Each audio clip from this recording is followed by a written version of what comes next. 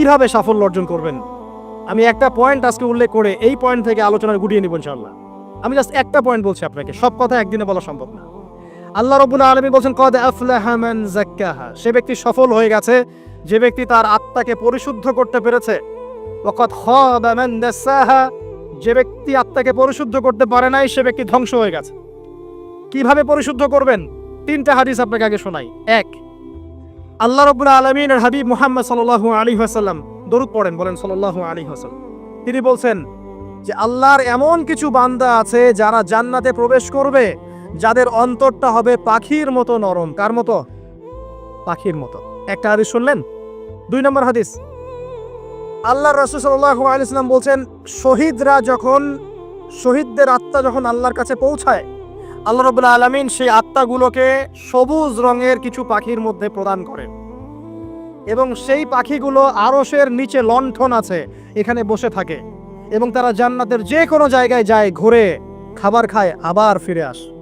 আল্লাহ পাক তাদেরকে বলেন যে তোমরা কি চাও, তোমরা কি চাও? শহীদরা কিচ্ছু বলতে পারে না, কি চাইবো? আল্লাহ এত নিয়ামত দিয়েছেন, কি চাইবো? যখন আল্লাহ বারংবার প্রশ্ন করতে থাকেন তোমরা কি আর কিছু চাও, তোমরা কি আর কিছু চাও, তোমরা কি আর কিছু চাও, তখন শহীদরা শেষে বুঝে যে আমাদের কিছু না কিছু তো বলতে হবে এখন। তখন তারা বলে হে আল্লাহ, আমরা আরো একবার পৃথিবীতে যেতে চাই এবং তোমার পথে জীবন দিয়ে আবার ফিরে আসতে চাই। আল্লাহ পাক বলেন এই সুযোগ তো আর নেই, অতএব তোমাদের আর কিছু চাওয়ার নেই, তোমরা এখানেই থাকো। আরেকটা হাদিস শোনেন, রাসূলুল্লাহ সাল্লাল্লাহু আলাইহি ওয়াসাল্লাম বলেছেন, এই হাদিসটা ওমর রাদিয়াল্লাহু আনহু থেকেও এসেছে, যে তোমরা যদি, হে মানব জাতি বা হে মুসলিমরা, তোমরা যদি আল্লাহর কুল করতে, ভরসা করার মতোই ভরসা করতে, আল্লাহ পাক তোমাদেরকে পাখিদেরকে যেমন করে রিজিক দেন তোমাদেরকে ঠিক সেইভাবে রিজিক দিতেন। তোমরা কি লক্ষ্য করো না যে পাখিরা খালি পেটে বের হয়ে যায় বাসা থেকে সকালবেলা এবং সন্ধ্যাবেলা ভরা পেটে বাসায় ঢোকে? আপনাকে যে 3টা হাদিস শোনালাম, এই 3টা হাদিসে একটা শব্দ হচ্ছে কমন। শব্দটা কি বলেন? পাখি। পাখি কে? পাখি। আল্লাহ রাব্বুল আলামিন পাখিদের কাছ থেকে আমাদেরকে শিখতে বলছেন এবং বলছেন যে পাখিদের মনটা হয় খুব নরম, খুব সফট এবং তারা আল্লাহর প্রতি তাওয়াক্কুল করে পূর্ণ মাত্রায়।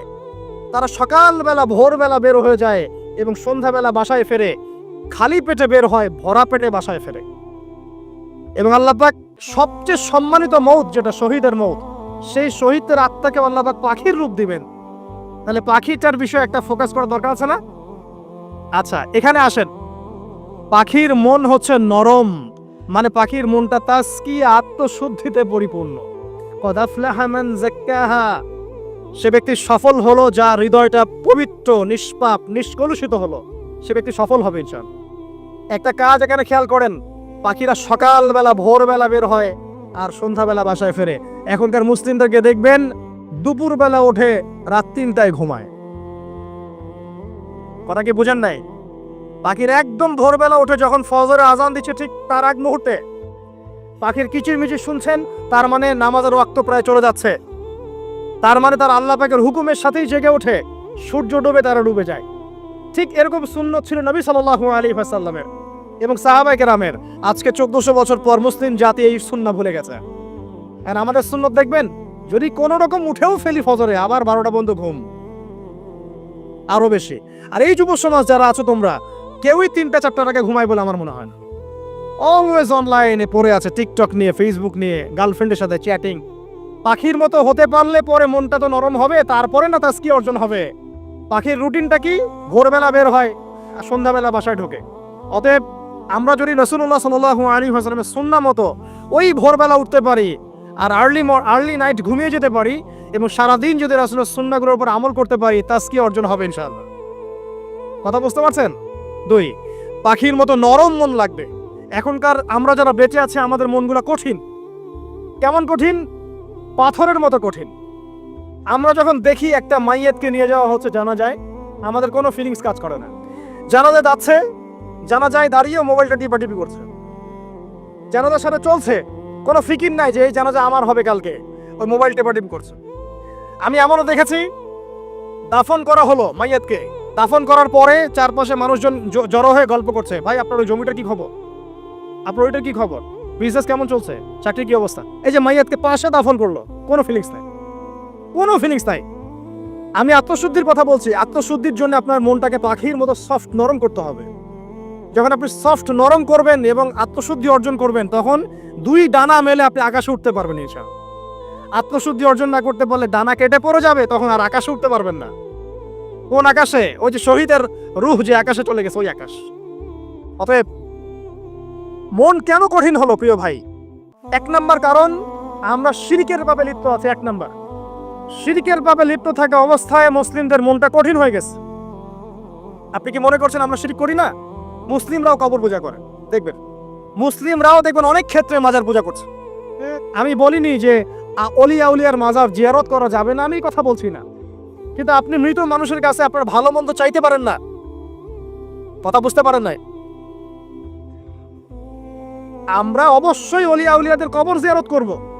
এটা আপনাকে মৃত্যুর কথা স্মরণ করাবে। তাদের একটা রব আছে, যেটাকে আমরা প্রভাব বলি, এটা আপনার মধ্যে আসবে। আমরা অবশ্যই জিয়ারত করব। জিয়ারত করতে বলেছেন নবী সাল্লাল্লাহু আলাইহি ওয়াসাল্লাম, কারণ এটা আপনাকে পরকালের কথা কি করবে? স্মরণ করাবে। ওমরা করতে যান, আল্লাহ পাক সবাইকে তৌফিক দান করুন ওমরা হজ করার এবং বড় হজ করার, আমি দোয়া করি। ওখানে সবচেয়ে সেরা যে দৃশ্যগুলো দেখা যায় তার মধ্যে একটা রাসূলুল্লাহ সাল্লাল্লাহু আলাইহি ওয়াসাল্লামের রওজা। ওখানে গেলে চোখের পানি ঝরে না এমন কোনো মুসলিম নাই, আছে? নাই। আরেকটা সবচেয়ে মন নরম করা একটা দৃশ্য হচ্ছে জান্নাতুল বাকি, যেটা আমরা বাকিউল গারকাত বলি, যেখানে আপনি দেখবেন সাহাবায়ে কেরাম রাদিয়াল্লাহু আনহুমের কবর, যতদূর চোখ যায় তাদের কবর। কবরের কোনো মাজার নাই, সেখানে কোনো তাওয়াফ হচ্ছে না কবরকে কেন্দ্র করে, সেখানে কবরে কেউ ফুল চড়াচ্ছে না, একটা ছোট্ট পাথর দেখা যায়, খেলার কিছু না। পৃথিবীর সবচেয়ে শ্রেষ্ঠ মানুষগুলো সেখানে শুয়ে আছেন। ওখানে গিয়ে দাঁড়াবেন, দেখবেন নিজেকে তুচ্ছ বলে মনে হবে, আমি এই পৃথিবীতে আর কি করছি? সেরা মানুষগুলি মাটির নিচে, আমি এখানে কি করছি? তো দেখুন প্রিয় ভাইরা, অবশ্যই অলিয়া উলিয়াদের কবর জিয়ারত করবে, কিন্তু মৃত ব্যক্তি আপনার কল্যাণ করতে পারবে? অকল্যাণ করতে পারবে? হ্যাঁ, তারা আল্লাহর কাছে সুপারিশ করতে পারবে আল্লাহ পাক যখন তাদেরকে অনুমতি দিবেন। তারপরে আল্লাহ পাক যখন অনুমতি দিবেন, তখন নবী সাল্লাল্লাহু আলাইহি ওয়াসাল্লাম সুপারিশ করবেন, অলিয়া উলিয়াগণ করবেন, আলেম ওলামা করবেন, শহীদগণ করবেন, হাফেজে কোরআন করবে, অনেকেই করবেন ইনশাআল্লাহ। আল্লাহ পাক আমাদের তাকদীরে এইসব সুপারিশ নসিব করুন বলি না আমি। মুসলিমরা আজকে শিরিক করছে অনেক ক্ষেত্রেই। দেখবেন হাতে একটা এই যে বালা পড়ে আছে, খুলে না। কেন খুলেন না ভাই? বলে যে এটা খুললে যদি রোগ হয়। রোগ দেওয়ার মালিক কে? ওই বালা না আল্লাহ? এই যে আপনার বিশ্বাস জন্মায় নিয়েছে, এই যে বিশ্বাসটা জন্মিয়েছে আপনার হাতের উপরে, এই বালার উপরে, এটাই শিরক, এটাই শিরক। যদি আপনি বিশ্বাস করেন যে এটা হাতে থাকলে আপনি সুস্থ থাকবেন, হাত থেকে খুলে পড়ে গেলে আপনি আর বাঁচবেন না, এই যে কল্যাণ অকল্যাণের মালিক আপনি কাকে করলেন? ওই বালাকে করেছেন, আল্লাহকে করেন নাই। এখানে শিরক হয়ে গেছে, খুবই সূক্ষ্ম শিরক। আপনি নামাজ পড়ছেন মনে করেন, এখন কিছু মানুষ আসলো, এখন দেখছেন যে হুজুরটা আমার নামাজ দেখছে, নামাজটা খুব সুন্দর করে পড়ার চেষ্টা করলেন, লম্বা নামাজ, সেজদা গিয়ে আর উঠছেন না, খুব সুন্দর নামাজ পড়ছেন। এই যে মানুষকে দেখানোর জন্য নামাজটা পড়ছেন, এটা শিরক। এটা কি? এটাও শিরক। এই যে গণক বসে আছে রাস্তার পাশে, দেখবেন টিয়া পাখি নিয়ে, তারপরে যে কাগজ নিয়ে, আসেন ভাই ভাগ্য পরীক্ষা করে দেই। আরে ভাই, তুমি যদি মানুষের ভাগ্যই পরীক্ষা করতে পারবা, তো তুমি রাস্তার পাশে কেন? তোমার ভাগ্য কেউ পরীক্ষা করেনি কখনো? এতটুকু কমন সেন্স আমাদের নাই? ও যদি আমার ভালো মন্দ করতে পারে বা ভবিষ্যৎ বলতে পারে, তাহলে ও রাস্তার পাশে বসে আছে কিছু? ওর তো প্রাইম মিনিস্টার হওয়ার কথা, এখন ওর তো ইলেকশন করার কথা। তো দেখেন, এই যে ওখানে গিয়ে আমরা কি করি? ভাই আমার হাতটা দেখে দেন, ভাই আমার অতীত বলে দেন, ভবিষ্যৎ বলে দেন, এবং এগুলো দিন দিন বাড়ছে। কিন্তু এই রাশিফল, কবিরাজি, গণকি, এগুলো দিন দিন বাড়ছে। এবং আমি লক্ষ্য করছি দিন দিন আরেকটা জিনিসও বাড়ছে, সেটা হলো জাদুবিদ্যার চর্চা করা। এবং গ্রামে গঞ্জে কুফুরি বাড়ছে না? কুফুরি করা, তাবিজ করা, বিচ্ছেদ করা, স্বামী স্ত্রীর বিচ্ছেদ করা, মেয়েকে বশ করা, সন্তানকে বশ করা, বাড়ছে না? সবই শিরক, এগুলো সবই কুফুরি। এগুলো মুসলিমরা করছে না? মুসলিমরা এসব শিরকে লিপ্ত আছে বলেই তো অন্তর কঠিন হয়ে গেছে। ফাকাসাত কুলুবুহুম, তাদের অন্তর কঠিন হয়ে গেছে। তো একটা হাদিস বলে এখানে খালি, নবী সাল্লাল্লাহু আলাইহি ওয়াসাল্লাম বলছেন, যদি কেউ কোনো গণকের কাছে যায়, গিয়ে বলে দেখেন তো আমার হাতটা একটু, ও কিন্তু বিশ্বাস করে না যে এ ভবিষ্যৎ বলতে পারে, খালি এমনি বলেছে একটু দেখেন তো, বলার সাথে সাথেই 40 দিনের নামাজ কবুল হবে না। আর যদি তার বলা কথায় বিশ্বাস করে যে হ্যাঁ তোমার ভবিষ্যৎ খুব ভালো, তুমি চাকরি পাবা, এটা করবা সেটা করবা, এবং সে বিশ্বাস করলো হ্যাঁ এটাই হবে, তখন নবী সাল্লাল্লাহু আলাইহি ওয়াসাল্লাম বলছেন সে যেন আল্লাহর পক্ষ থেকে যা নাজিল হয়েছে, মানে এই যে কোরআনুল কারীম, এই কোরআনকে যেন সে অস্বীকার করলো, মানে কুফরি করলো। এগুলো আমরা করছি না ভাই? অনেক কিছু করছে। আমরা স্তম্ভের পূজা করছি, অনেক মুসলিম আগুনের পূজা করছে। আগুন জ্বালিয়েছেন, মাথা নত করছেন কেন? আগুনের সামনে আপনি মাথা নত করবেন কেন? আপনি একটা স্তম্ভের সামনে, গাছের সামনে দাঁড়িয়ে মাথা নত করে ধ্যান করবেন কেন? আপনি মেডিটেশন করছেন কি জন্য? আপনাকে নামাজ দেয়া হয় নাই? 5 ওয়াক্ত নামাজ দেয়া হয় নাই? নামাজের চেয়ে বড় মেডিটেশন কিছু আছে নাকি? আপনি ধ্যান করছেন কি জন্য? অনেক মুসলিম তো জিনের উপাসনা করছে, জানেন? অনেক মুসলিম জিনকে তাবে করার চেষ্টা করছে। আর জিন বলে একটা জাতি আছে, এটা সত্য। এরকম প্রতিটা ক্ষেত্রে শিরক আছে। শিরক কথায় আছে, কাজে আছে, বিশ্বাসে আছে। দেখবেন মুসলিমরাই আল্লাহ ছাড়া অন্য কারো কাছে দোয়া করছে, মুসলিমরা নজর মানত করছে অন্য জায়গায়, আল্লাহর জন্য নজর মানত করছে না, অন্য কাউকে সন্তুষ্ট করার জন্য করছে। সন্তান হয় না, এখন কি হবে? সন্তান হয় না তো অমুকের কাছে যাও, সেখানে গিয়ে বকরি জবাই দাও, সন্তান হবে। সুবহানাল্লাহ। তো এই পদ্ধতি ইব্রাহিম আলাইহিস সালামের জানা ছিল না? যে শেষ বয়সে তিনি বলছেন রব্বি হাবলি মিনাস সালিহিন। আপনি দোয়া করতে পারেন না? সন্তান হবে না কেন? আল্লাহ পাক তাকদিরে লিখে রাখলেন, অবশ্যই হবে। আর আল্লাহ পাক তাকদিরে না লিখলে কিভাবে হবে? তাকদিরে যে ব্যক্তি বিশ্বাস করে না, সে ব্যক্তি হতাশ হয়। যা কিছু হচ্ছে আমাদের জীবনে সবই তাকদির, এর বাইরে একটা মানুষও যেতে পারবে না। প্রিয় ভাইরা, কথায়, কাজে এবং চিন্তায় আমরা অনেক শিরিক করছি। শিরিকের কারণে আমাদের অন্তর কঠিন হয়ে গেছে। আরো কেন কঠিন হচ্ছে? বেদাত। আমল করছেন নবীর সুন্নত মারার জায়গায় অন্য কিছু আপনি করছেন। এমন কিছু আমল করছেন যেগুলোর সাথে রাসূলের সুন্নতের কোনো সম্পর্ক নাই এবং সাহাবীদের সুন্নতেরও কোনো সম্পর্ক নেই। এই ক্ষেত্রে গিয়ে আপনি বেদাত করছেন, বেদাত করে অন্তর কঠিন হয়ে যাচ্ছে। অন্তর কঠিন হওয়ার একটা বড় কারণ হচ্ছে হারাম রিজিক। যখন আপনি হারাম রিজিকে যাচ্ছেন, সুদ, ঘুষ, আপনার দুর্নীতি, আপনার এই যে অন্যের সম্পদ আত্মসাৎ হয়ে যাচ্ছে। আমি কি বুঝাতে পারছি না? হারাম রিজিক যখন আপনার শরীরে ঢুকছে, অন্তরটা শক্ত হয়ে যাচ্ছে। একটা হাদিস যথেষ্ট। আল্লাহ রাসূল বলেছেন ইন্নাল্লাহা তাইয়্যিব লা ইউকবালু ইল্লা তাইয়্যিব। আল্লাহ পাক পবিত্র সত্তা, তিনি পবিত্র ছাড়া কবুল করেন না। আপনি 10টা হজ করে আসেন, চুরির টাকা দিয়ে, ডাকাতির টাকা দিয়ে, আত্মসাতের টাকা দিয়ে, দুর্নীতির টাকা দিয়ে, যদি কবুল হয় তাহলে কোরআন সুন্নাহ মিথ্যা হয়ে যাবে। নাউযুবিল্লাহ। কথা কি বুঝতে পারছেন না? আল্লাহ রাব্বুল আলামিন বলছেন আল্লাহ পাক পবিত্র ছাড়া কবুল করেন না। হারাম রিজিক দিয়ে ইবাদত কবুল হয় না। আমরা ওই যে রংপুর অঞ্চলে একবার ওই যে হারাগাছ একটা অঞ্চল আছে না, সেখানে গিয়েছিলাম। সেখানে মাশাআল্লাহ আবার বিড়ির অনেক ফ্যাক্টরি আছে। কিসের? বিড়ি তো হালাল নাকি? তামাক তো হালাল নাকি?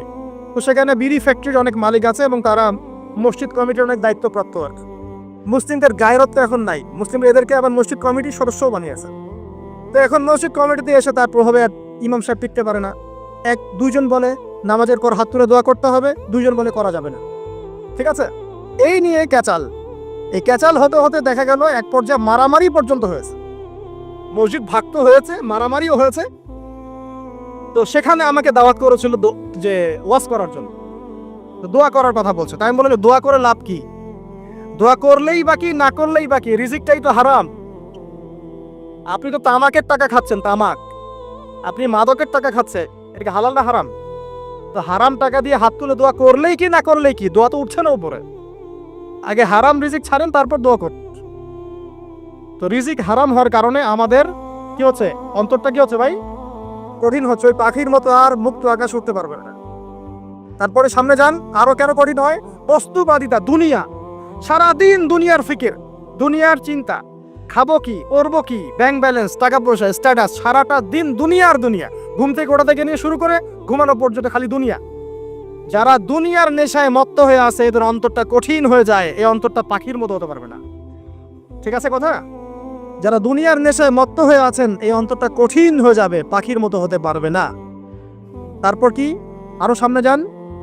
দিনই জ্ঞান চর্চা না করা অন্তর কঠিন হওয়ার কারণ। আর কি কারণ? পাপ করা। পাপ যত বেশি আপনি পাপ করবেন, যত বেশি পর্ন দেখবেন, যত বেশি মাদক খাবেন, যত বেশি জুয়া খেলবেন, যত বেশি অহেতুক সময় নষ্ট করবেন, যত বেশি আপনি অন্যের ক্ষতি করবেন, ঠিক আছে, নিরপরাধ মানুষের উপর নির্যাতন করবেন, যত বেশি আপনি পাপ করবেন, পাপ, এই পাপ করতে করতে করতে মানুষের অন্তর কঠিন হয়ে যায়। ইবনুল কাইয়্যিম রাহিমাহুল্লাহ বলেছেন যে পাপ করতে থাকলে মানুষের অন্তর কঠিন হয়ে যেতে থাকে এবং ইস্তেগফার আর জিকির করলে গিয়ে মানুষের অন্তর আবার নরম হতে থাকে। পাপের উপর পাপ করতে থাকলে মানুষের অন্তর কঠিন হতে থাকে। এ বিষয়ে রাসূলুল্লাহ সাল্লাল্লাহু আলাইহি ওয়াসাল্লাম বলেছেন, যখন মানুষ একটা পাপ করে কলবের মধ্যে একটা কালো দাগ পড়ে যায়, যখন আরো একটা পাপ করে আরেকটা কালো দাগ পড়ে যায়, এভাবে যখন পাপ করতেই থাকে তখন পুরো কলবটাই কালিমা পূর্ণ হয়ে যায়। এই অবস্থায় যদি সে তওবা করে আল্লাহ পাক মাফ করে দিবেন।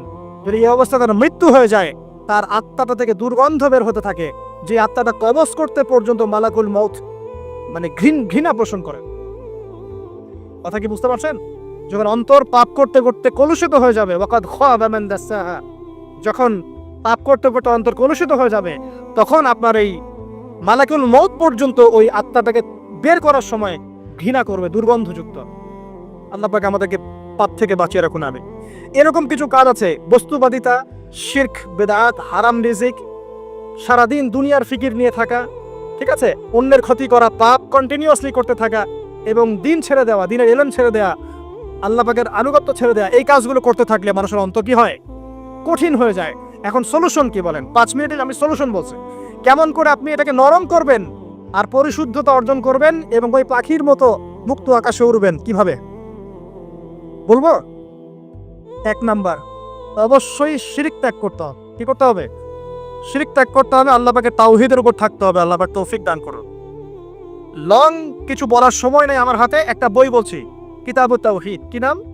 কিতাবুত তাওহীদ। এই বইটা অনেক ভার্সন বাজারে বের হয়েছে, কিনে দেখবেন শিরক কত প্রকার, কি তাওহীদ কাকে বলে, কত প্রকার কি। যেটা বুঝবেন না, মাদ্রাসা চলে যাবেন, আলেম ওলামার কাছে গিয়ে জিজ্ঞাসা করুন, হুজুর এটা বুঝি নাই। ঠিক আছে? 1 নাম্বার, শিরক ত্যাগ করতে হবে। 2 নাম্বার, আপনাকে তাওহীদে থাকতে হবে, এটা এক, অন্তর নরম করার কথা বলছে। 2 নাম্বার, সুন্নতের উপর আমল করতে হবে। ওই যে পাখির কথা বললাম, যে সকালবেলা বের হয় আর সন্ধ্যাবেলা কি করে? বাসায় ফেরে। খালি পেটে বের হয়, ভরা পেটে বাসায় ফেরে।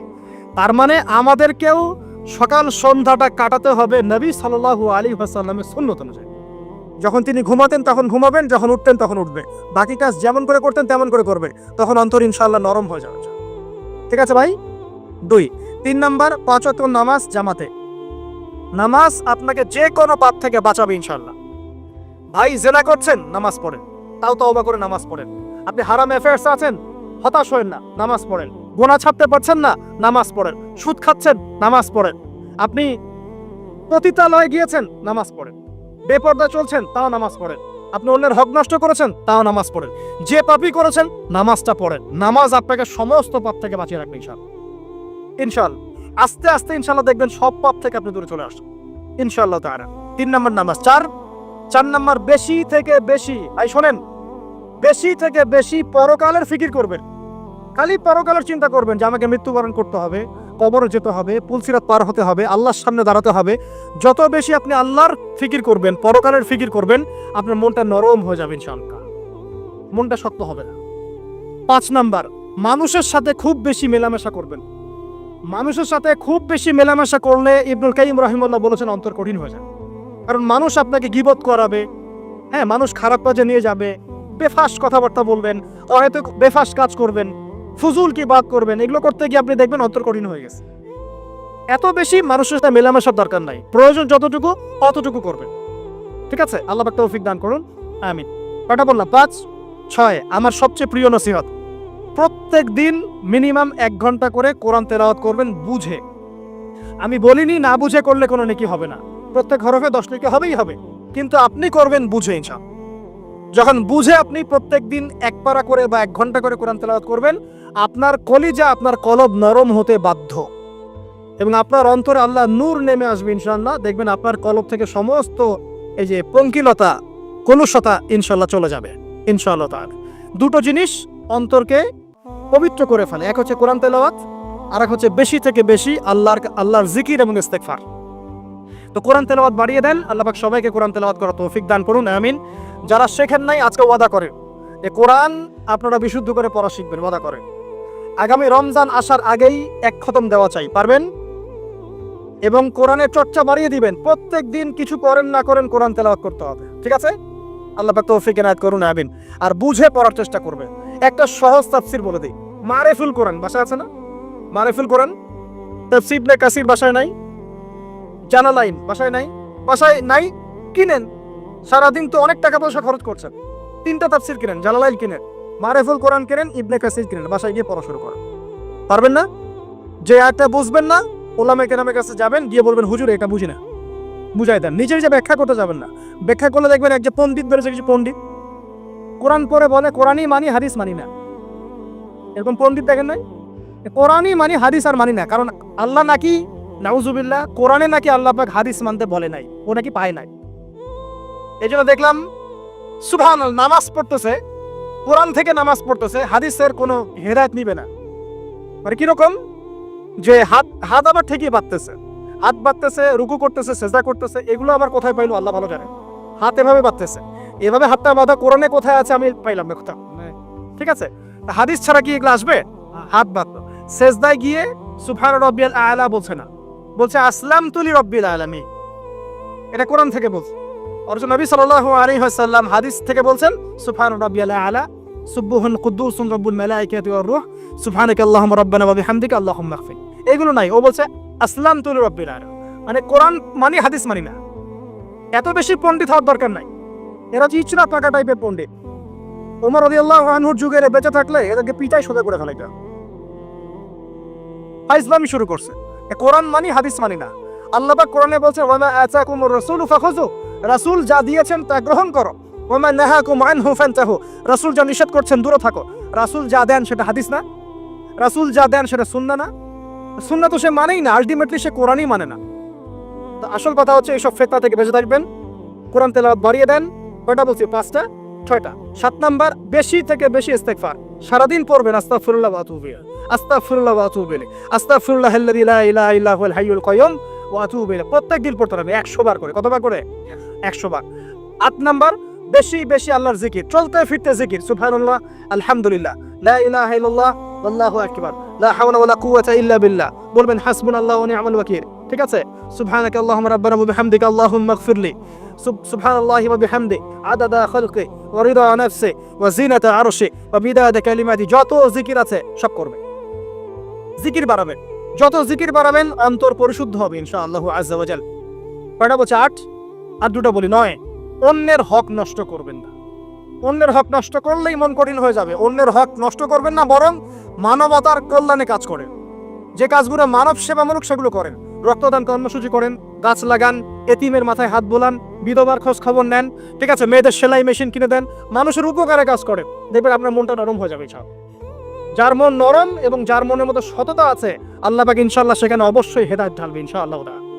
আর 10 নম্বর, সবচেয়ে শেষ হচ্ছে যে কবর জিয়ারত করবেন বেশি বেশি করে, এবং নিজের মৌতের কথা স্মরণ করে আল্লাহর কাছে বেশি বেশি দোয়া করবেন। কি দোয়া করবেন? ইয়া মুকাল্লিবাল কুলুব সাব্বিত কলবি আলা দীনিক, ইয়া মুসাররিফাল কুলুব সাররিফ কুলুবানা আলা তাআতিক। এই দোয়াগুলো করবেন ইনশাআল্লাহ। এবং কবর জিয়ারত করবেন সপ্তাহে সপ্তাহে, পারলে 2 দিন 3 দিন পর পর কবরস্থানে যাবেন। ইনশাআল্লাহ দেখবেন আপনার মন নরম হবে ইনশাআল্লাহ আযজা ওয়া জাল।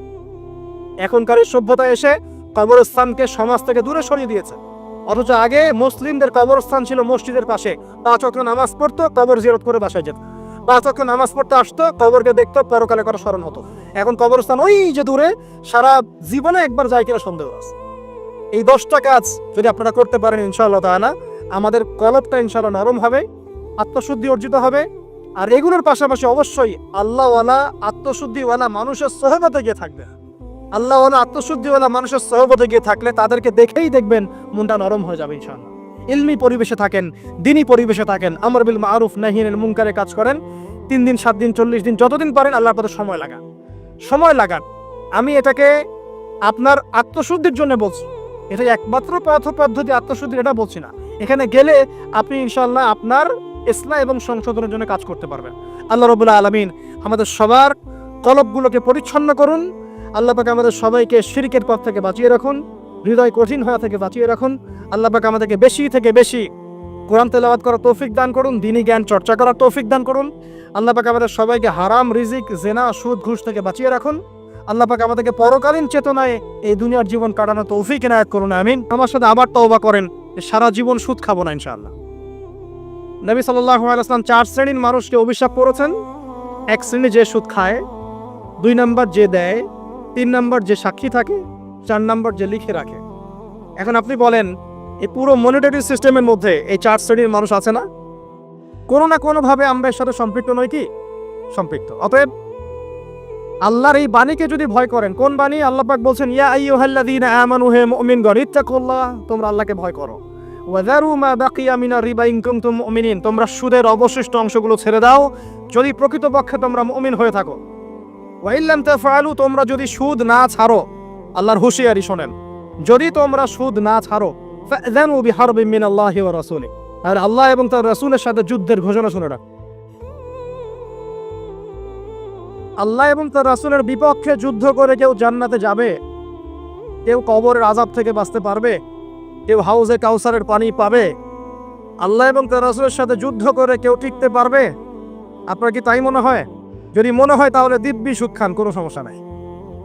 আর যদি মনে হয় যে আল্লাহ এবং তার রাসূলের সাথে যুদ্ধ করে আমি পার পাবো না, আল্লাহ এবং তার রাসূলের বিরুদ্ধাচরণ করে আমার কবর টিকবে না, কারণ আমি একটা কথা বারবার বলি আপনাদেরকে যে আল্লাহ ছাড়া আমাদের আপন বলতে কেউ আছে? একাই এসেছেন পৃথিবীতে, একাই যেতে হবে। আপনার খ্যাতি, আপনার অর্থনৈতিক খ্যাতি, অর্থের প্রতিপত্তি, আপনার ক্ষমতার দাপট, আপনার ধর্মীয় দাপট, কোনো কিছুই, ফ্যান ফলোয়ার্স, কেউ আপনার সাথে কবরে যাবে না। মনে করেন আমি আসছি, আপনারা সবাই স্লোগান দিচ্ছেন, কথার কথা, আপনারা আমাকে ভালোবাসেন, বা একজন পলিটিশিয়ান আসছে, আপনারা সবাই স্লোগান দিচ্ছেন, ভালোবাসেন তাকে। দিন শেষে ওই পলিটিশিয়ান একাই কবরে যাবে, দিন শেষে আপনিও একাই কবরে যাবেন, আমিও একাই কবরে যাব।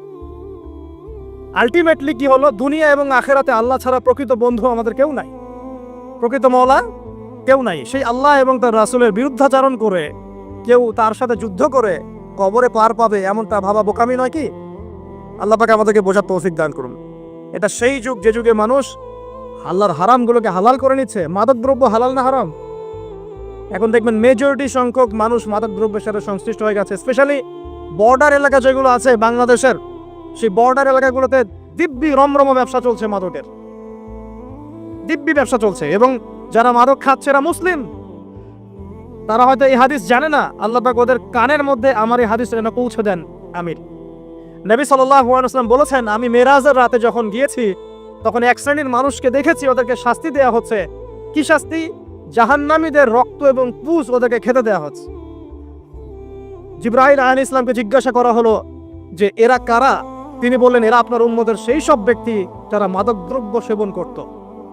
আল্লাহ রাব্বুল আলামিন তার হাবিবের মাধ্যমে জানিয়েছেন, যখন কোনো মুসলিম মাদক সেবন করে বা কোনো ব্যক্তি মাদক সেবন করে, তখন 40 দিন তার নামাজ কবুল হয় না। এরপর যদি সে তওবা করে তাহলে আল্লাহ পাক তার তওবা কবুল করবেন ইনশাআল্লাহ। যদি সে আবারও মাদক খায়, তওবা করার পর আবার 40 দিন তার নামাজ কবুল হবে না। যদি সে আবার তওবা করে, আল্লাহ পাক আবার তাকে মাফ করে দিবেন। যদি সে আবারও মাদক খায়, আবার 40 দিন তার নামাজ কবুল হবে না। তারপর যদি আবার তওবা করে, আবার আল্লাহ তাকে মাফ করে দিবে। এরপরেও যদি সে আবার মাদকদ্রব্য সেবন করে, নবী সাল্লাল্লাহু আলাইহি ওয়াসাল্লাম বলছেন, তাকে আল্লাহ রাব্বুল আলামিন পরকালে মৃত্যুর পরে তিনাতুল খাবাল পান করাবেন। তিনাতুল খাবাল। জিজ্ঞাসা করা হল, ইয়া রাসূলুল্লাহ, তিনাতুল খাবাল কি জিনিস? নবী সাল্লাল্লাহু আলাইহি ওয়াসাল্লাম উত্তর দিচ্ছেন, এটা হচ্ছে জাহান্নামীদের রক্ত, মাংস, এগুলো পুড়ে পচে যে রসটা বের হবে, এটা হচ্ছে তিনাতুল খাবাল। একটা বিষয় শোনেন, কি কারণে আপনি সেখানে যাচ্ছেন?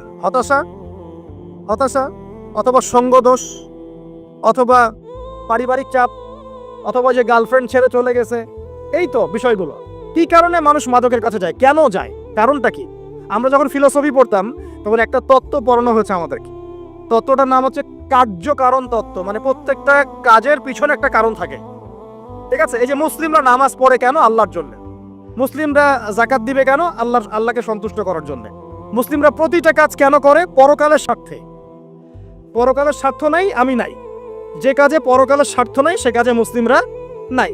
তাই প্রতিটা কাজের পিছনে একটা কারণ থাকে। দেখবেন কেন সে সুদ খাচ্ছে? তার পরিবারের স্বার্থে। কেন সে ঘুষ নিল? তার ছেলে মেয়ের উন্নয়নের জন্য।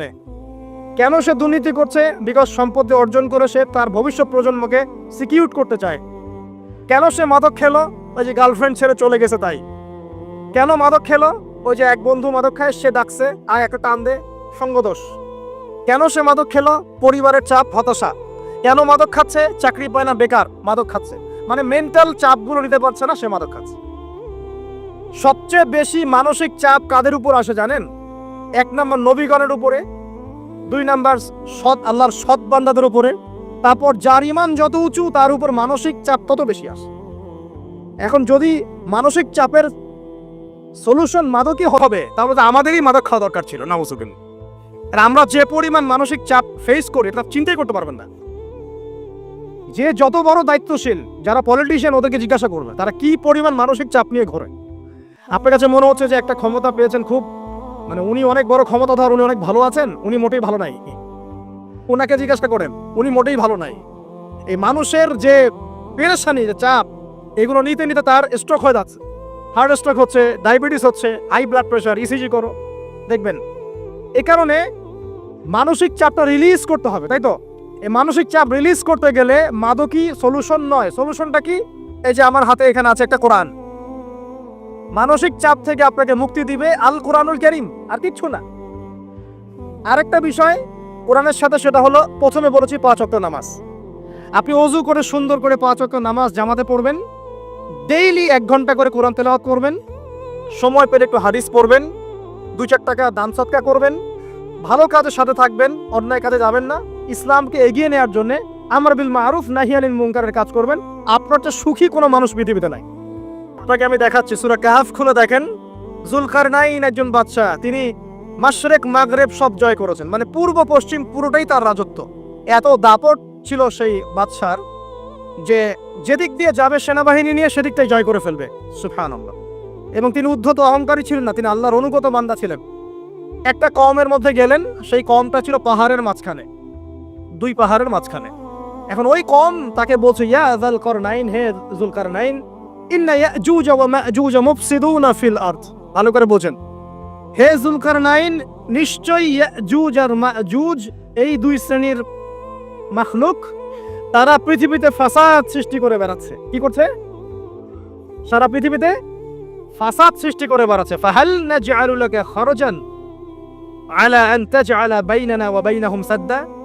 হে যুলকারনাইন, আমরা কি আপনাকে ট্যাক্স দিব, কর দিব, যে আপনি ওদের আর আমাদের মাঝখানে একটা প্রাচীর নির্মাণ করে দিবেন, যে ওরা আমাদের কাছে আর আসতে পারবে না? কারা এটা? ইয়াজুজ আর মাজুজ। এই ইয়াজুজ আর মাজুজকে যুলকারনাইন আলাইহিস সালাম তিনি প্রাচীর নির্মাণ করে দিলেন লোহা এবং এই যে তামা দিয়ে। এরপর তারা আর ওই কওমের ক্ষতি করতে পারলো না। কিয়ামতের আগে আগে তারা বের হয়ে আসবে এবং সারা বিশ্বে ফাসাদ সৃষ্টি করবে। এখনো তারা বের হয়ে আসছে, আমি সেটা বলছি না, কিন্তু এখন পুরো বৈশ্বিক প্রেক্ষাপটে যারা বিশ্বে ফাসাদ সৃষ্টি করে বেড়াচ্ছে, এদের মধ্যে এই ইয়াজুজ মাজুজের খাসলত আছে, চরিত্র আছে। আর আমরা কি করছি ভাই? আমরা শুধু কাজ যতটুকু না করছি তার চেয়ে বেশি আমরা আয়ু আশা শোডাউন করছি। দেখেন, বেশিরভাগ মানুষ আমাদের নামাজের খবর নাই, বেশিরভাগ মানুষ তাজকিয়া আত্মশুদ্ধির খবর নাই, ভালো আলেমের কাছে এসে পড়ে থাকবে কোনো খবর নাই, কোরআন পড়া শিখবে এসবের খবর নাই। যেগুলো করলে কোনো সমস্যা হয় না বা অল্প পরিশ্রমে করা যায়, ওই যে ঘরের মধ্যে শুয়ে শুয়ে ফেসবুকে 2 লাইন লেখা যায়, খুব সহজ, লিখলেন আবার শুয়ে গেলেন, কোনো সমস্যা নাই। কোনো কনস্ট্রাকটিভ সুদূর প্রসারী কাজ আমাদের হচ্ছে না। যেটা হচ্ছে এটা প্রয়োজনের তুলনায় নিতান্তই নগণ্য। এই কারণে আমাদের যারা দিন, আমরা যারা বুঝি, যাদের মধ্যে ইসলামের চেতনা আছে, ইসলামকে ভালোবাসি, আমরা যারা চাই দিন এগিয়ে যাক, আমাদের কনস্ট্রাকটিভ কাজ করতে হবে, মানে সুদূর প্রসারী কাজ করতে হবে। শৈথিল্যতাবাদীও হবেন না, আবার চরমপন্থীও হবেন না, মধ্যমপন্থী হয়ে ইসলামকে, কোরআনকে এবং হাদিসকে হাতে নিয়ে উম্মার ঐক্যের স্বার্থে, দেশ জাতি জনগণের ঐক্যের স্বার্থে এগিয়ে যান। আল্লাহ পাক আপনাদের হাতকে শক্তিশালী করুন, দোয়া করি। এখানে খুবই স্মার্ট হতে হবে এবং বেসিক কাজগুলো খুব বেশি করে করতে হবে। বেসিক কাজ কি ভাই? বেসিক কাজ হচ্ছে আপনার নামাজ, বেসিক কাজ আপনাকে কোরআন শিখতে হবে, বেসিক কাজ আপনাকে আরবি শিখতে হবে, বেসিক কাজ আপনি যেখানে পড়াশোনা করছেন এই পড়াশোনা করে ওই জ্ঞানটাকে দিয়ে ইসলামের খেদমতে আপনাকে কল্যাণে কাজ করতে হবে। বেসিক কাজ যেখানে আপনাকে আল্লাহ পাক দায়িত্ব দিবেন সেখান থেকেই আপনাকে দিনের খেদমত করতে হবে। ডক্টর হন, দিনের খেদমত করেন, ইঞ্জিনিয়ার হন, দিনের খেদমত করেন, পলিটিশিয়ান হন, কোনো আপত্তি নাই, আমরা আপনাকে ভোট দিব ইনশাল্লাহ, আমরা আপনাকেই ভোট দিব ইনশাল্লাহ। আপনি ওখানে গিয়ে দিনের খেদমত করেন, আল্লাহ পাক তৌফিক দান করুন। কথা কি বুঝতে পারছেন? ইসলাম ক্ষমতা জোর করে আদায় করে নেওয়ার জন্য আসে নাই। আবু যার রাদিয়াল্লাহু আনহু কি বলছেন জানেন? আবু যার রাদিয়াল্লাহু আনহুকে নবী সাল্লাল্লাহু আলাইহি ওয়াসাল্লাম বলছেন, আবু যার, তুমি দায়িত্ব চেয়ে নিও না, কারণ যদি তুমি দায়িত্ব চেয়ে নাও তখন আল্লাহর পক্ষ থেকে তোমাকে সাহায্য করা হবে না, আর যদি মানুষ তোমাকে দায়িত্ব দেয় আল্লাহ তোমাকে সাহায্য করবে ইনশাআল্লাহ। কত চমৎকার সিস্টেম ইসলামে। আর এখন আমরা কি করি? আমাকে দেন, ও ভালো না আমি ভালো, ওরা সব খারাপ আমি ভালো, বুঝতে পারছেন না কিয়ামতের মাঠে কি কঠিন হিসাবটা দিতে হবে। আল্লাহ পাক আপনাদেরকে বোঝার তৌফিক দান করুন। এগুলো কল্যাণকর নয়, আপনার জন্য অকল্যাণ হতে পারে। তবে হ্যাঁ, যদি আপনার মধ্যে ঈমান থাকে, আপনার মধ্যে যোগ্যতা থাকে, অবশ্যই আপনি দায়িত্ব চেয়ে নেবেন এবং ইনশাআল্লাহ তখন আমরা আপনাকে দায়িত্ব দিব, আমরা আপনাকে ভোট দিব, আপনি জনগণের শাসন কার্য পরিচালনা করবেন, আল্লাহ আপনার হাতকে শক্তিশালী করবেন ইনশাআল্লাহ। আল্লাহ পাক আমাদের নিচু থেকে উঁচু মহলের সবাইকে হেদায়েত দান করুন, দোয়া করি আমি। ইসলাম কারো শত্রু নয়।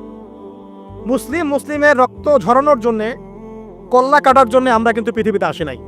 আমরা আমাদের আসল শত্রুদেরকে চিনতে ভুল করেছি। এই কারণে আমরা আপোষে হানাহানি কাটাকাটির মধ্যে লিপ্ত আছি। এই যে সামনে যে কি হবে আল্লাহ ভালো জানেন। দেখবেন কত মানুষ যে মুসলিম মারামারি করে মারা যাবে আল্লাহ ভালো জানেন।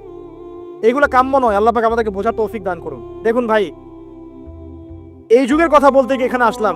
ওই যে যুলকারনাইন যে ইয়াজুজ মাজুজের কথা বললো, এখনকার বিশ্ব যারা পরিচালনা করে দেখবেন তাদের মধ্যে ফাসাদ সৃষ্টি করার এই খাসলতটা থেকেই গেছে। সারা বিশ্বেরা ফাসাদ সৃষ্টি করছে। আমি কিন্তু বলিনি এরাই ইয়াজুজ মাজুজ, কথাকে আবার অন্যদিকে নিয়ে যায় না। আমি কিন্তু এই কথা বলি নাই। আমি বলছি তাদের মধ্যে এই চরিত্র দেখা যায়। এই যুগ সেই যুগ যখন আপনি মাদককে হালাল করে নিচ্ছেন, রিবাকে হালাল করে নিচ্ছেন, বেহায়াপনাকে হালাল করে নিচ্ছেন, কাপড় খোলাকে হালাল করে নিচ্ছেন।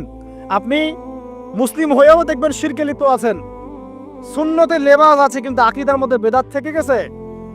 আপনি মুসলিম হয়ে হালাল হারাম রিজিকে পরোয়া করছেন না, দ্বীনের বেসিক জিনিসগুলো শিখছেন না। আল্লাহ পাক এই যুগের ফিতনাগুলো থেকে আমাদের মুসলিমদেরকে হেফাজত করুন, আমিন। কিভাবে সাফল্য অর্জন করবেন আমি একটা পয়েন্ট আজকে উল্লেখ করে এই পয়েন্ট থেকে আলোচনা গুটিয়ে নিব ইনশাআল্লাহ। আমি জাস্ট একটা পয়েন্ট বলছি আপনাকে, সব কথা একদিনে বলা সম্ভব না।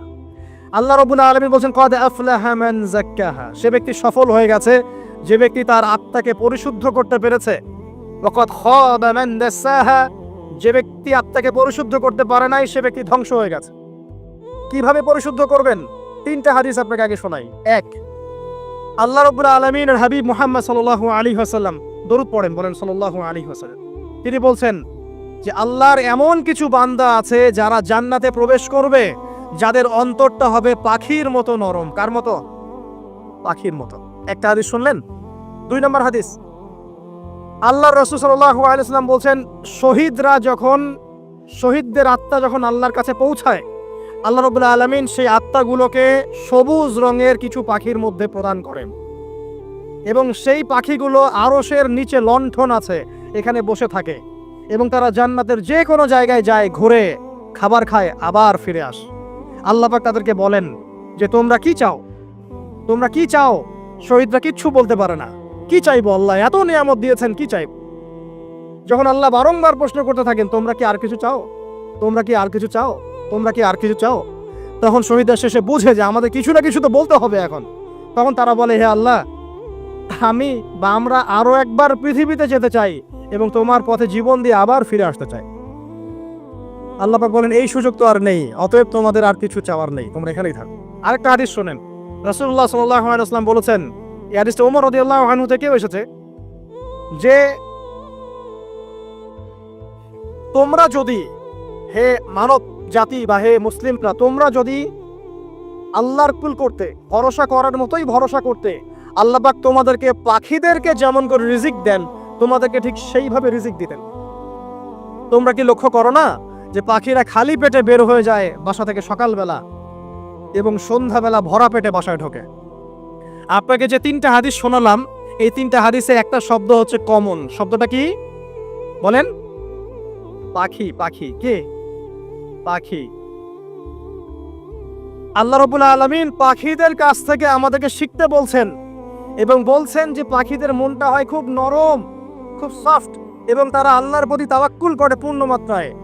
তারা সকালবেলা ভোরবেলা বের হয়ে যায় এবং সন্ধ্যাবেলা বাসায় ফেরে, খালি পেটে বের হয়, ভরা পেটে বাসায় ফেরে।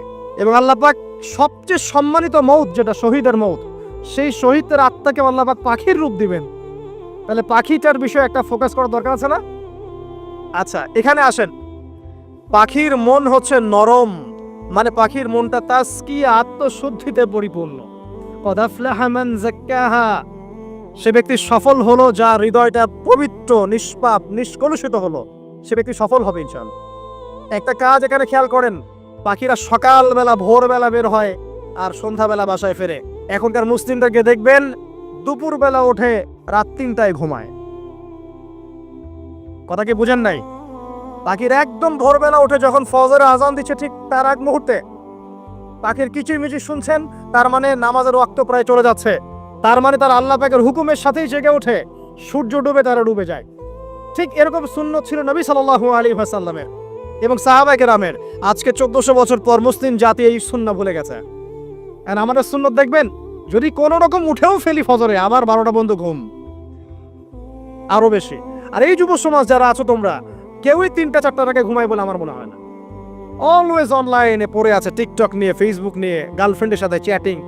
পাখির মতো হতে পারলে পরে মনটা তো নরম হবে, তারপরে না তাসকিয়া অর্জন হবে। পাখির রুটিনটা কি? ভোরবেলা বের হয় আর সন্ধ্যাবেলা বাসায় ঢোকে। অতএব আমরা যদি রাসূলুল্লাহ সাল্লাল্লাহু আলাইহি ওয়াসাল্লামের সুন্নাহ মতো ওই ভোরবেলা উঠতে পারি আর আর্লি নাইট ঘুমিয়ে যেতে পারি এবং সারাদিন যদি রাসূলের সুন্নাহগুলোর উপর আমল করতে পারি, তাসকিয়া অর্জন হবে ইনশাআল্লাহ। কথা বুঝতে পারছেন? 2, পাখির মতো নরম মন লাগবে। এখনকার আমরা যারা বেঁচে আছি, আমাদের মনগুলো কঠিন। কেমন কঠিন? পাথরের মতো কঠিন। আমরা যখন দেখি একটা মাইয়াতকে নিয়ে যাওয়া হচ্ছে জানাজায়, আমাদের কোনো ফিলিংস কাজ করে না। জানাজা যাচ্ছে, জানাজায় দাঁড়িয়েও মোবাইলটা টিপাটিপি করছে। জানাজার সাথে চলছে, কোনো ফিকির নাই যে এই জানাজা আমার হবে কালকে, ওই মোবাইল টিপাটিপি করছে।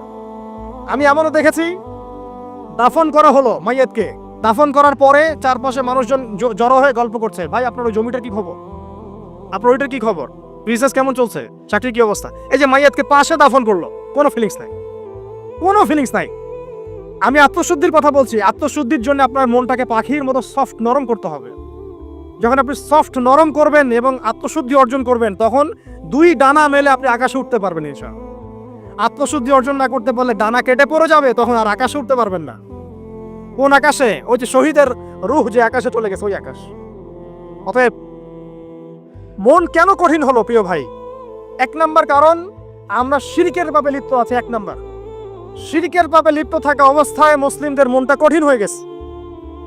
আপনি কি মনে করছেন আমরা শিরক করি না? মুসলিমরাও কবর পূজা করে, দেখবেন মুসলিমরাও দেখবেন অনেক ক্ষেত্রে মাজার পূজা করছে।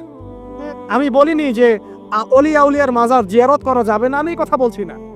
কিন্তু আপনি মৃত মানুষের কাছে আপনার ভালো মন্দ চাইতে পারেন না। কথা বুঝতে পারেন না? আমরা অবশ্যই অলিয়া উলিয়াদের কবর জিয়ারত করব। এটা আপনাকে মৃত্যুর কথা স্মরণ করাবে। তাদের একটা রব আছে, যেটাকে আমরা প্রভাব বলি, এটা আপনার মধ্যে আসবে।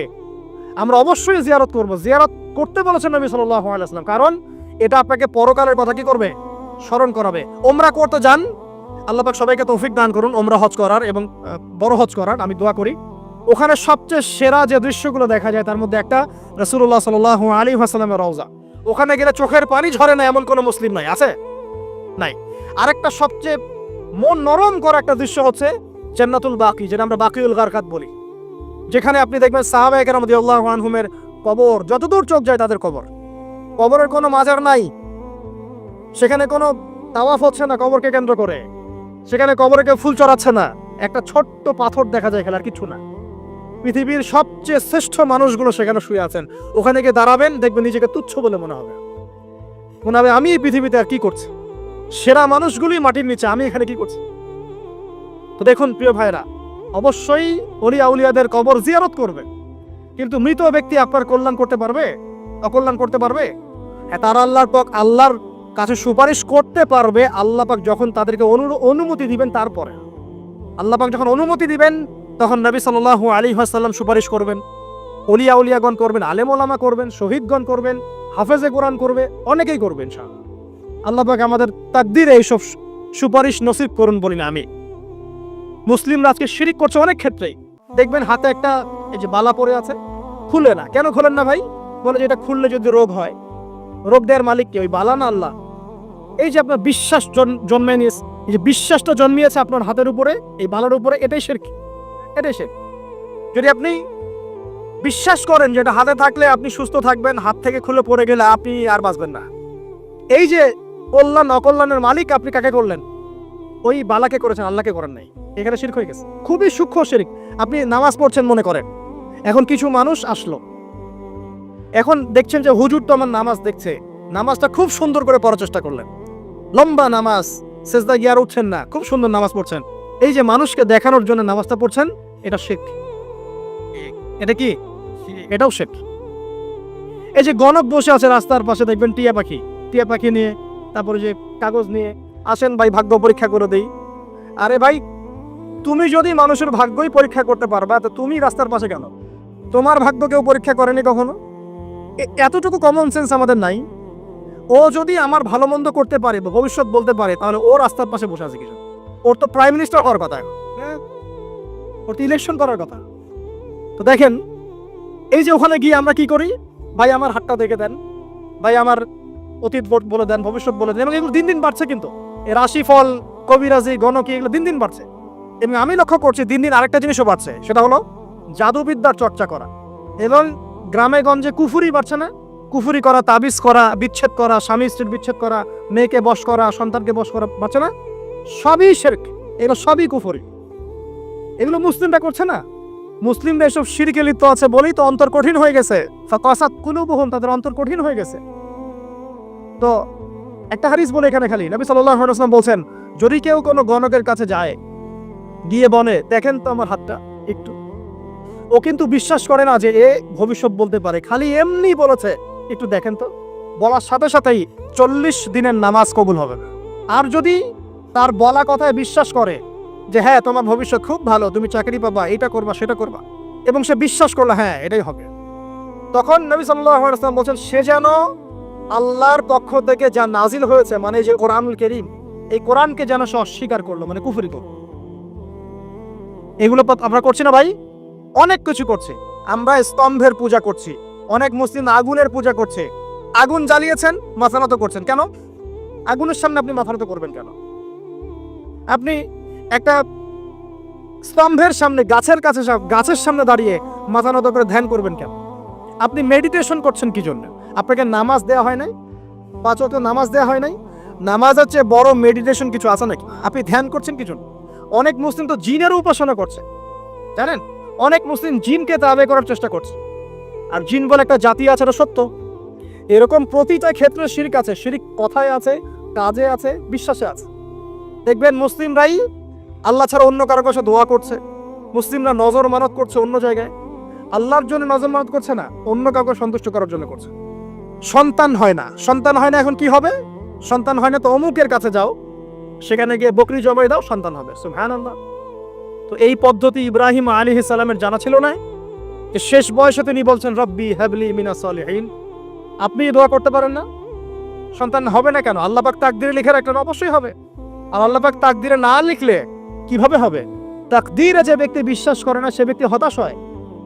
যা কিছু হচ্ছে আমাদের জীবনে সবই তাকদির, এর বাইরে একটা মানুষও যেতে পারবে না।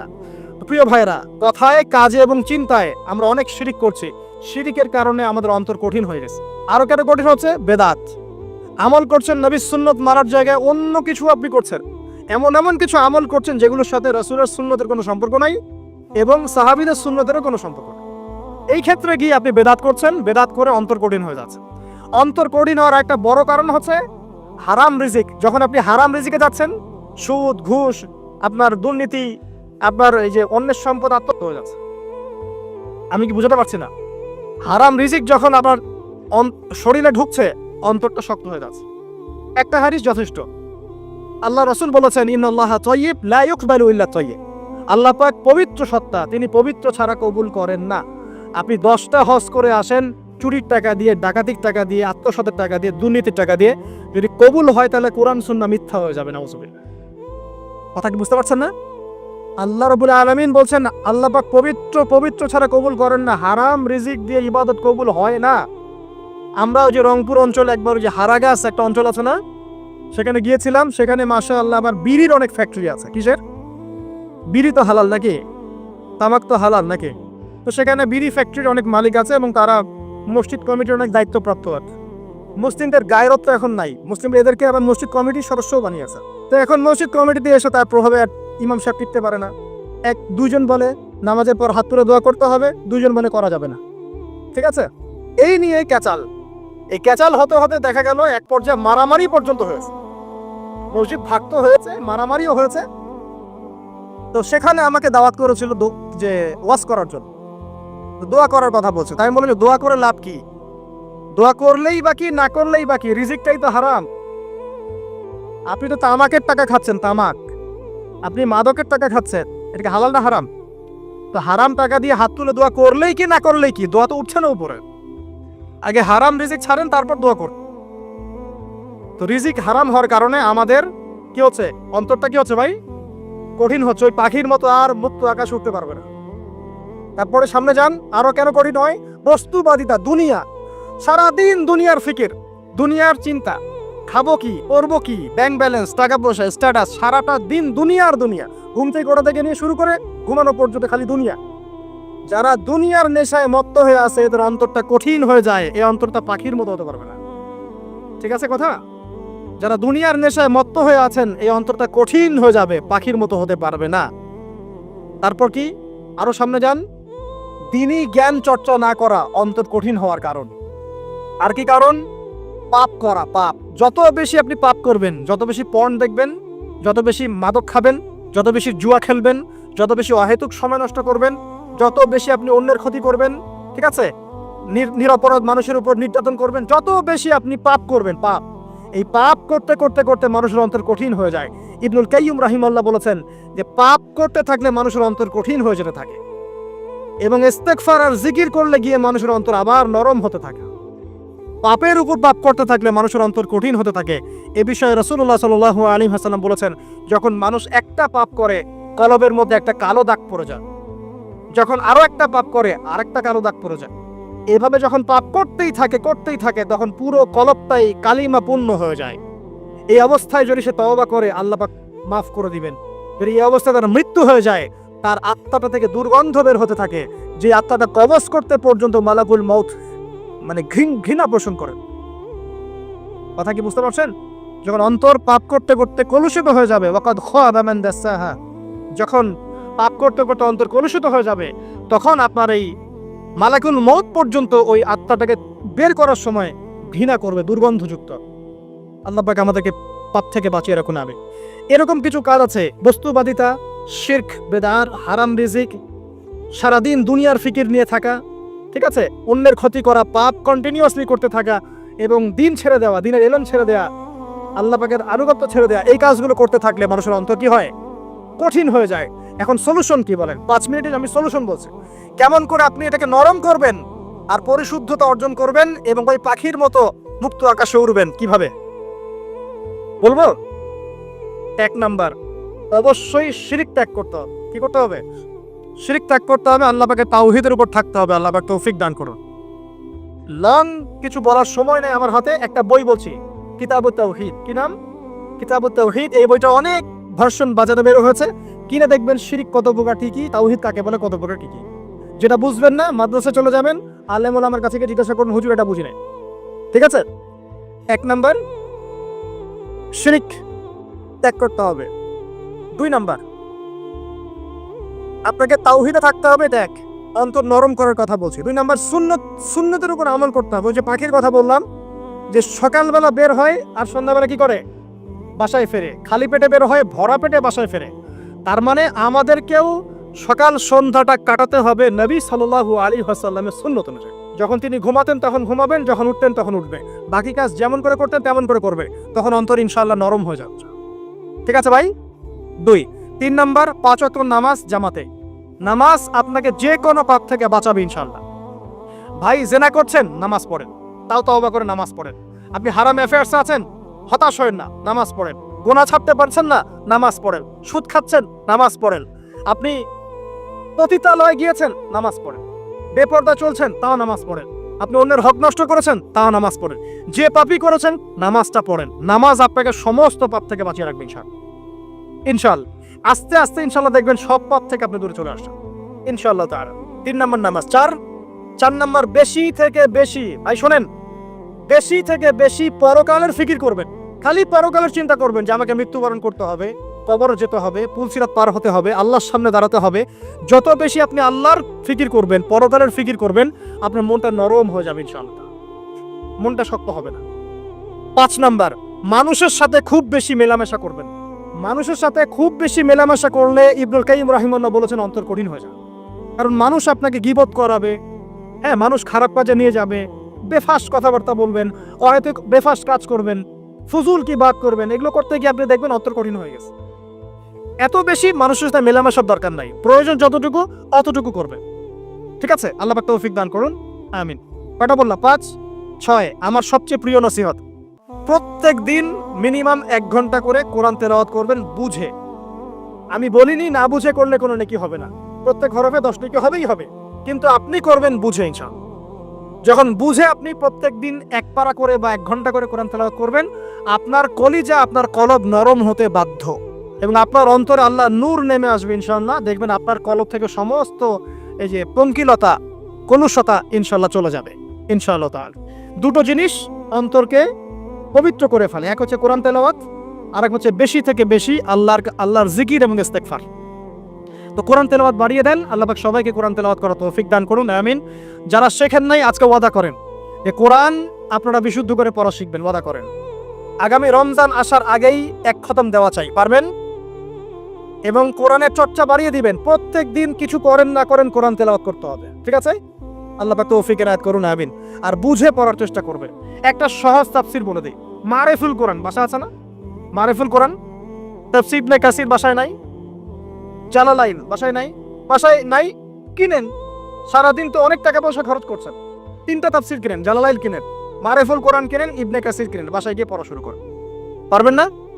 যে একটা বুঝবেন না, ওলামা কেরামের কাছে যাবেন, গিয়ে বলবেন হুজুর এটা বুঝি নাই, বুঝাই দেন। নিজে নিজে ব্যাখ্যা করতে যাবেন না, ব্যাখ্যা করলে দেখবেন এক যে পণ্ডিত বেরোছে, কিছু পণ্ডিত কোরআন পড়ে বলে কোরআনই মানি হাদিস মানি না, এরকম পণ্ডিত দেখেন নাই?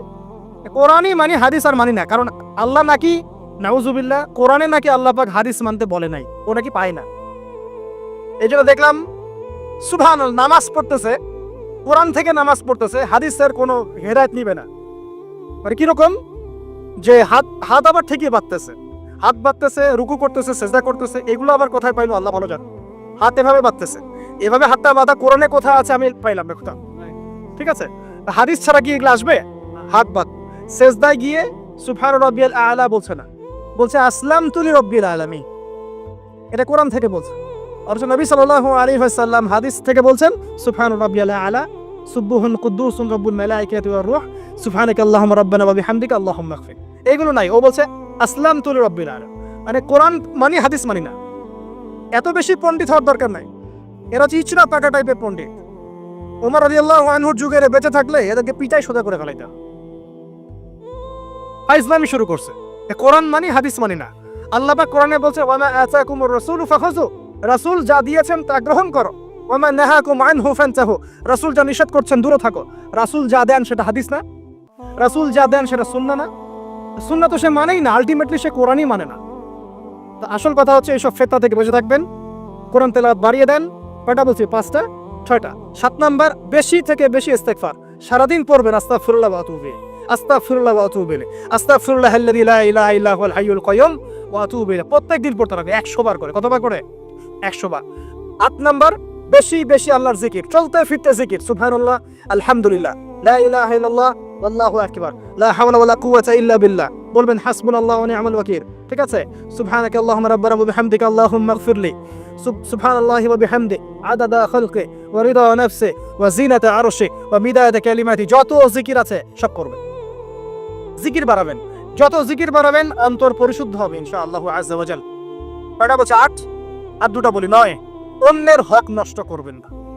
অন্যের হক নষ্ট করলেই মন কঠিন হয়ে যাবে। অন্যের হক নষ্ট করবেন না, বরং মানবতার কল্যাণে কাজ করেন। যে কাজগুলো মানব সেবামূলক সেগুলো করেন। রক্তদান কর্মসূচি করেন, গাছ লাগান, এতিমের মাথায় হাত বোলান, বিধবার খোঁজ খবর নেন, ঠিক আছে? মেয়েদের সেলাই মেশিন কিনে দেন, মানুষের উপকারে কাজ করেন। দেখবেন আপনার মনটা নরম হয়ে যাবে। যার মন নরম এবং যার মনের মধ্যে সততা আছে, আল্লাহ পাক ইনশাআল্লাহ সেখানে অবশ্যই হেদায়েত ঢালবে ইনশাআল্লাহ। আর 10 নম্বর সবচেয়ে শেষ হচ্ছে যে কবর জিয়ারত করবেন বেশি বেশি করে, এবং নিজের মৌতের কথা স্মরণ করে আল্লাহর কাছে বেশি বেশি দোয়া করবেন। কি দোয়া করবেন? ইয়া মুকাল্লিবাল কুলুব সাব্বিত কলবি আলা দীনিক, ইয়া মুসাররিফাল কুলুব সাররিফ কুলুবানা আলা তাআতিক। এই দোয়াগুলো করবেন ইনশাআল্লাহ। এবং কবর জিয়ারত করবেন সপ্তাহে সপ্তাহে, পারলে 2 দিন 3 দিন পর পর কবরস্থানে যাবেন। ইনশাআল্লাহ দেখবেন আপনার মন নরম হবে ইনশাআল্লাহ আযজা ওয়া জাল। এখনকার সভ্যতা এসে কবরস্থানকে সমাজ থেকে দূরে সরিয়ে দিয়েছে। অথচ আগে মুসলিমদের কবরস্থান ছিল মসজিদের পাশে, 5 ওয়াক্ত নামাজ পড়তো, কবর জিয়ারত করে বাসায় যেত।